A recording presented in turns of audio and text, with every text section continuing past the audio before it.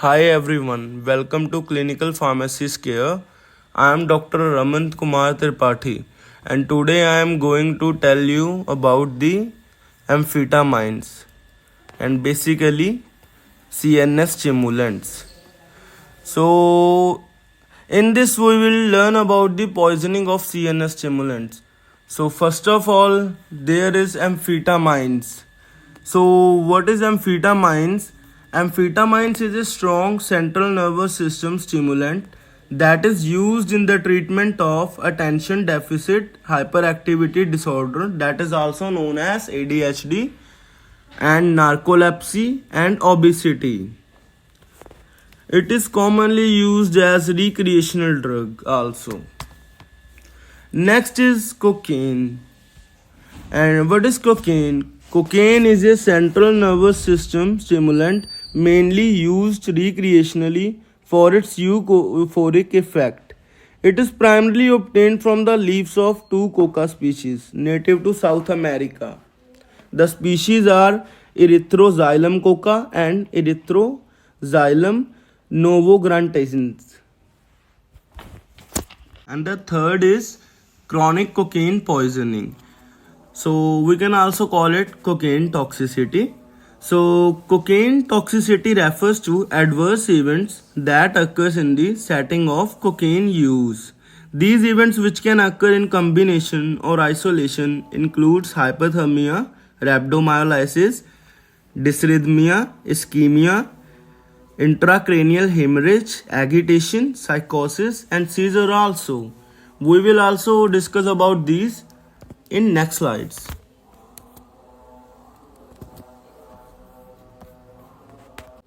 So in the video you can see the amphetamine structure. It is the chemical structure of amphetamine. Now move to the poisoning of CNS stimulants. These are the drugs which stimulates the central nervous system and produce a false sense of euphoria, which is followed by depression. So it is commonly abused preparations are amphetamines and cocaine. So let's move to the poisoning of amphetamines. Amphetamine, that is a potent central nervous system stimulant that is used in the treatment of attention deficit hyperactivity disorder, that is referred as ADHD. It is also used in case of narcolepsy and obesity. How it is used in obesity? It is used in obesity to weight reduction. Amphetamines was discovered firstly in 1887 and it exists as two enantiomers, and these two enantiomers are levoamphetamines and dextroamphetamines. So historically it has been used to treat nasal congestion and depression. Amphetamine is also used as an athletic performance enhancer and cognitive enhancer. It is also used as recreationally as an aphrodisiac and euphoriant. It is a prescription drug in many countries, and unauthorized possession and distribution of amphetamines are often tightly controlled due to the significant health risk associated with recreational use. As people use amphetamines for the recreational purposes, so there could be death also. Even some people use amphetamines, or you can say basically cocaine, in the injected form. The injected form of cocaine is most dangerous form, or you can say most dangerous route of administration for taking it, and even often people die from it. Now we will discuss about the mode of action. So it stimulates both alpha and beta adrenoreceptors through an indirect mechanism, that is by release of intracellular catecholamine and monoamine oxidase blockade. It also stimulates the cerebral cortex reticular activating system, medullary centers, and spinal cords also. Now we will talk about the signs and symptoms of amphetamines use. So first sign and symptoms of amphetamine use is toxic effects manifested as euphoria. So, what is euphoria? Euphoria is the experience of pleasure or excitement and intense feeling of well being and happiness. So, next is talkativeness. So, what is talkativeness? Even people, after consuming the amphetamines or cocaine, they just keep on talking, keep on talking, keep on talking, and even don't stop for a second. That is known as talkativeness. Next is restlessness. Even people feel restlessness because as these drugs are also known as speed drugs. It is also known as speed drugs because it increases the speed of our brain. So that's why people even after administration of amphetamine feels restlessness. Next is insomnia. Insomnia is the problem in which there would patient will be having problem to sleep. Next is tremors. So what is tremors? A tremor is a rhythmic shaking movement in one or more parts of the body. It is involuntary, meaning that you cannot control it. This shaking happens because of muscle contractions, and tremor is most often in your hands, but it could also affect your arm, head, vocal cords, trunk and legs also. So here you can see it is so dangerous drug. Even it causes tremors, and in case of you can say chronic abuse, it can also form seizures in patients. The next symptom is dry mouth. The people who use cocaine or amphetamines also feels dry mouth. It is the most common condition, and with the dry mouth there is nausea and vomiting. That is most commonly seen in every patient or every person that abuses the amphetamines or CNS stimulants. Diarrhea, abdominal cramps are also there, and even palpitation is also there.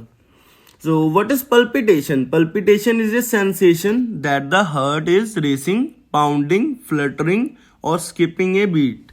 Often bothers some but hardly ever a sign of heart disease.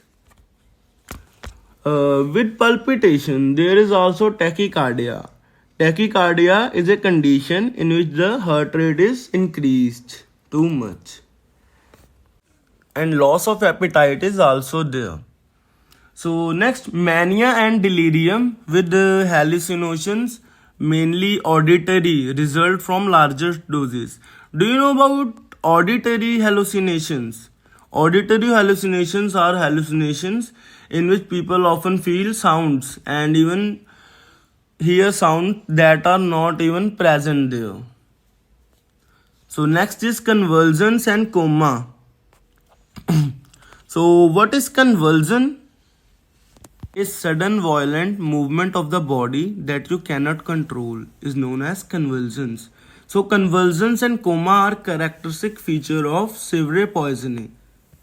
In this case, addiction occurs after long use. Even if someone is using amphetamine from 1 month to 2 months, then the people got addicted to it. Except cocaine, because cocaine have high addictivity liability, as people often say if someone is using cocaine for the first time, then he just need it after 4 hours. After 4 hours he would just want cocaine again. So that is the most addictive drug in case of CNS stimulant, that is cocaine. So there is also a symptom that is amphetamine psychosis. Do you know about psychosis? Psychosis is a mental disorder characterized by a disconnection from reality.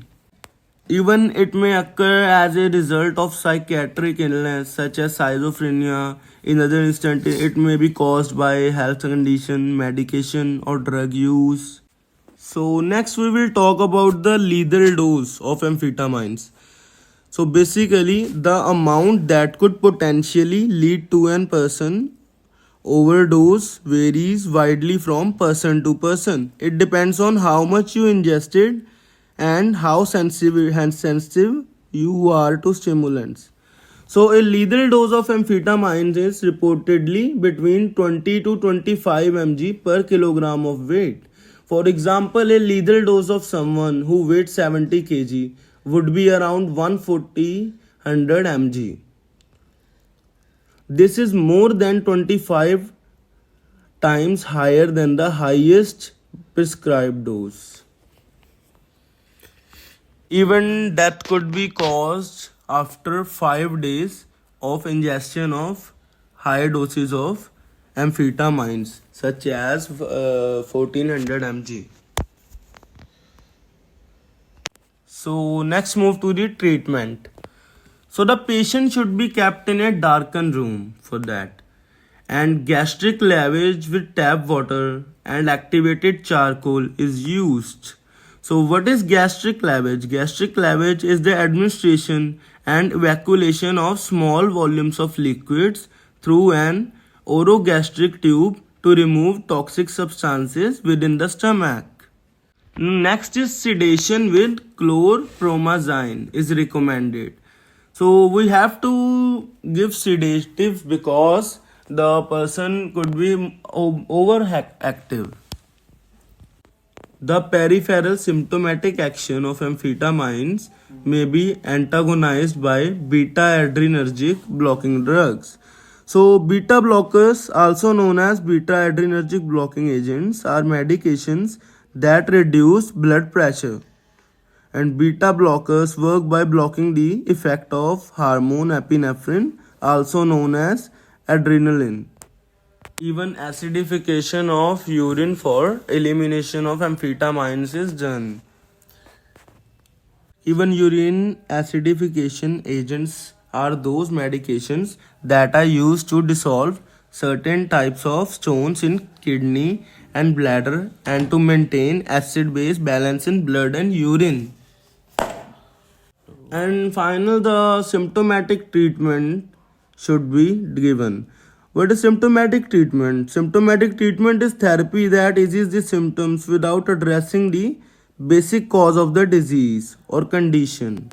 So next move to the post-mortem appearances.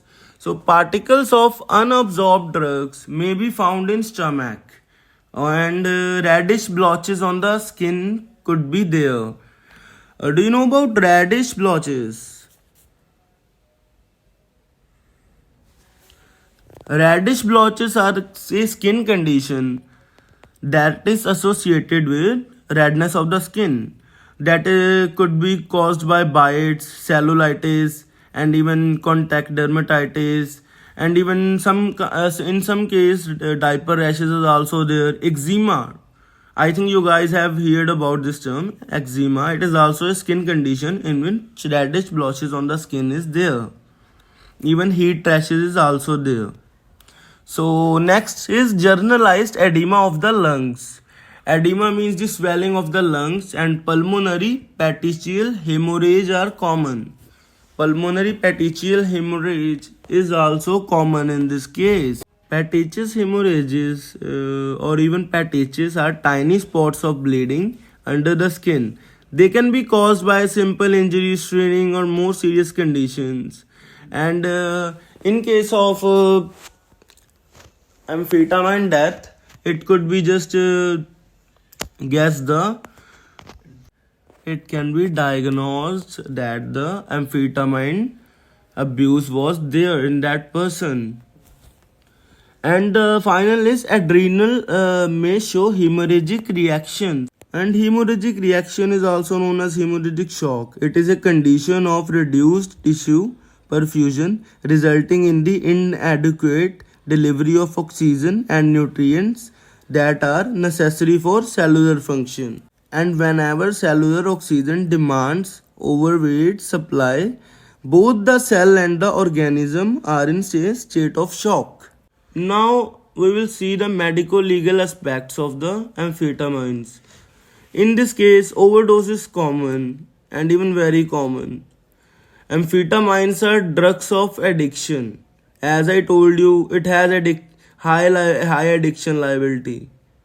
Suicide is sometimes triggered by the prolonged depression and errors of judgment, which intense stimulation from continued high dosage. Do you guys have known about the liquid gold term? Actually, it is a term associated with amphetamines abuse because of the fact that metabolites of this compound, which are excreted in the urine, are themselves addictive, and people used to sell their urine in weekly market, receiving high prices, hence the term. So you can see that it is as much as addictive that people are even selling their urine to get high. So that term is known as liquid gold. So that's all about the CNS stimulants. I hope you all like it, and thank you all. And if you like my video, then please just subscribe it and have a good day ahead.